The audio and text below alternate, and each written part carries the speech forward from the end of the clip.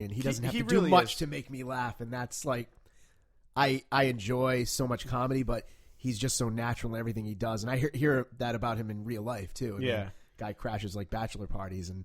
Yeah, and like who's gonna say Bill Murray? I don't want you at my bachelor party. Yeah, like seriously, he's just he's just so good at what he does. And he in that movie, I think it's a combination of his hair just being crazy, and then like there's an also point where like he walks. Dr. Marvin like crashes his car. Or before he crashes his car, Bill Murray comes by in somebody's car. Well, after he got pulled over, he's like, "Hey, officer, can you have him home by 7?" And you just see him fuming with like pure hate for this guy, you know. And there's got to be a part of his character, Bob's character, that it knows he's annoying him. That's what I think. It comes back to his own sanity. It reminds me of Randall P. McMurphy in One Flew Over the Cuckoo's Nest, who checks himself into the mental institution and then goes toe-to-toe with Nurse Ratched, and he's very sane, you know, and he tries to teach those other patients that I think they have more sanity than they think. So they start to take a little bit more control of, you know, their lives. And I think Bob does the same thing. You know, he gets Dr. Marvin's family to maybe live just a little bit more, you know, and see the goodness in things. Doesn't he teach the little boy how to swim? He does. He teaches him to dive. Yeah. And I think that's another thing that I can understand as a parent myself, that if somebody else taught that. I don't know if I would be, you know, have animosity, but it's something that as a parent you want to teach your child certain things. So I think a lot of people do empathize with Richard Dreyfuss's character in that too, because, you know, he doesn't want to be the guy who spoiling the party all the time, but in a way, some of his feelings are justified. Oh yeah, no, but it's that's what makes the comedy excellent. I mean, it's one of those movies that you can watch over and over again. It's going to continually be funny. Absolutely. And that's why I brought it up in the last podcast. And yeah, if we're talking about, you know, like strictly 90s movies and stuff, another one that really jumps out to me, just because I remember trying to go to see it in the theater when I was in high school, and I actually couldn't get in. They wouldn't let me in to see it because it was rated R, which was The Matrix. I could not get into the theater. I ended up going to see, like, it was me and my buddy Hector. We went to get into the theater, and they were like, you need to go in with a parent. And I called my mother. I was like, they're not letting us in. So she came in, and she was like, I'm allowing them to see the movie. You know, I give my, you know, consent, and they were like, you need to be in the theater with them. And she's like, that's ridiculous. She's like, I'm here telling you it's okay. And so basically my mom was like, well, I'm not going to stay in for this movie, so no. And so I was like, all right, so whatever. So we made a really stupid decision and just went to go see The Out-of-Towners with Goldie Hawn and Steve Martin, which was a horrible movie. Which we probably won't be talking about. No, we're definitely not. That's a movie that you watch if you are thinking about killing yourself. But you know, The Matrix though is something that I saw after it was in theaters, and oddly enough, you know, this was around the same time that the whole Columbine incident happened, which was one of the biggest, the first like mass shootings that had ever happened, which is kind of a parallel to now, and it's becoming something that's more frequent. And they say that movie, you know, because of the violence in it and because of it was just, it's sheer violence in that one scene where they go in and just kind of take out this whole the whole shootout bottom inside, floor of a building.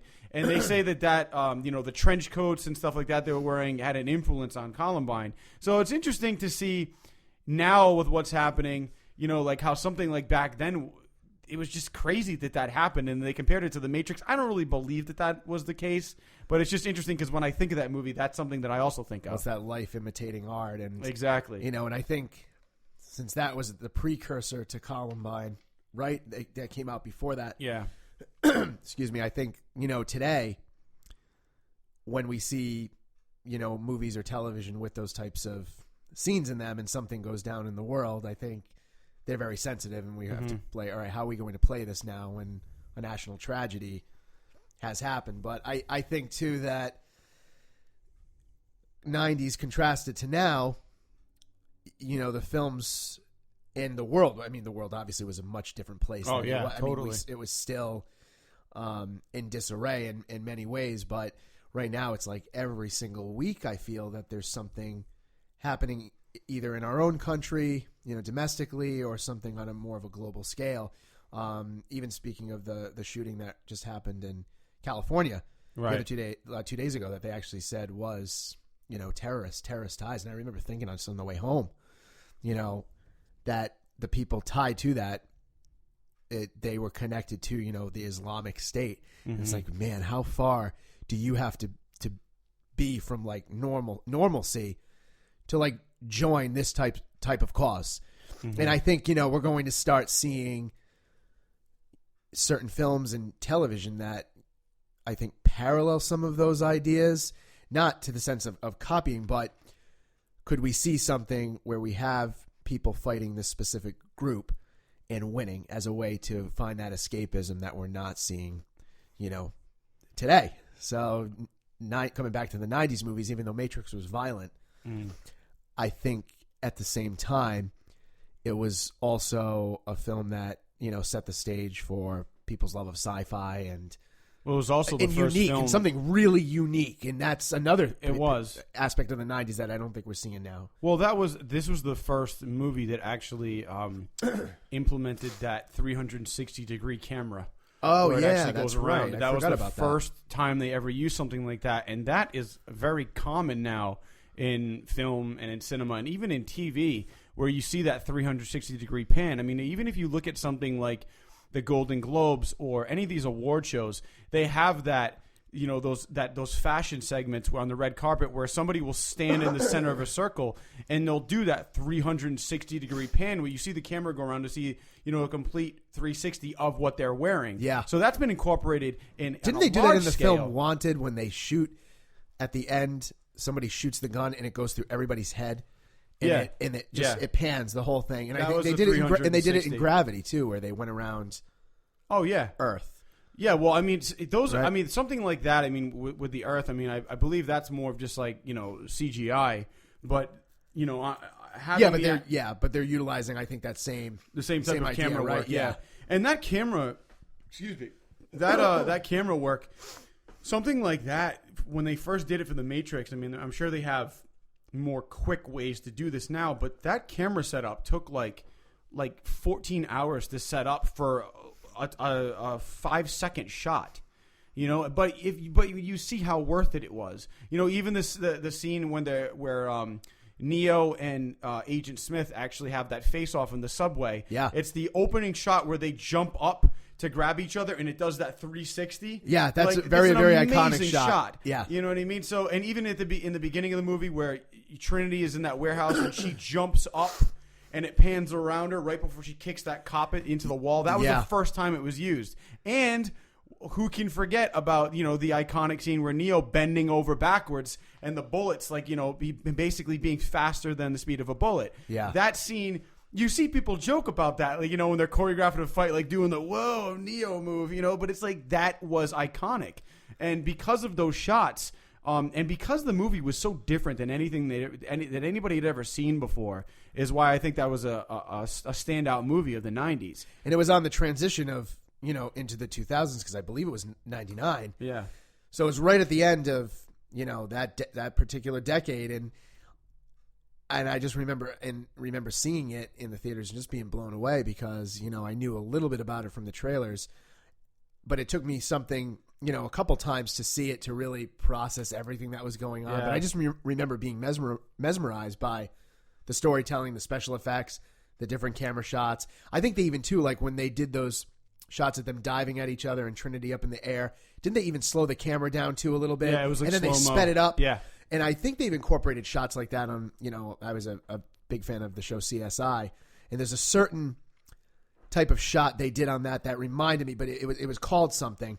I can't remember what it was, but CSI was the first one to kind of utilize that. And I think they might have borrowed some of the elements, but what they would do is they'd kind of, zoom in on something really quickly, and it just became a trademark of the show. So I think the 90s may have given birth to some of that style of filmmaking. Well, the other thing too is that kind of rejuvenated the fact that they use like high quality like fight choreography in movies. Yeah, like if you look at something like the show on AMC now, Into the Badlands, that fight choreography is amazing martial arts and it's super violent. But once The Matrix came out and it was that fast paced fighting, that was just boom, boom, boom. Like people really got into that. I mean, that's like hardcore Enter the Dragon, Bruce Lee using the nunchucks type stuff, but even better, because it was so direct movements. It's just so well done.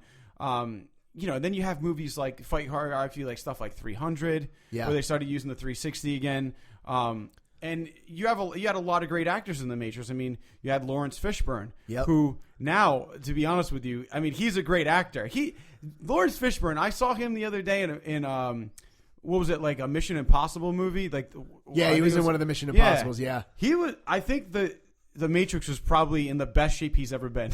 Like because he's a lot heavier now. He's gotten older. Yeah, but it was just surprising. I was like, and he was also on CSI as well, and it was and I know I was talking about it, and much different looking, and I've accepted that because he is old, and he's on the show Hannibal. I don't know if you watched that, but.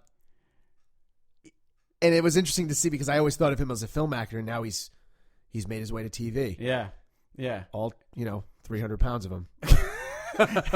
He really is. I mean, it's just interesting too because, like you said earlier, you remember somebody in certain films, and it immortalizes their image.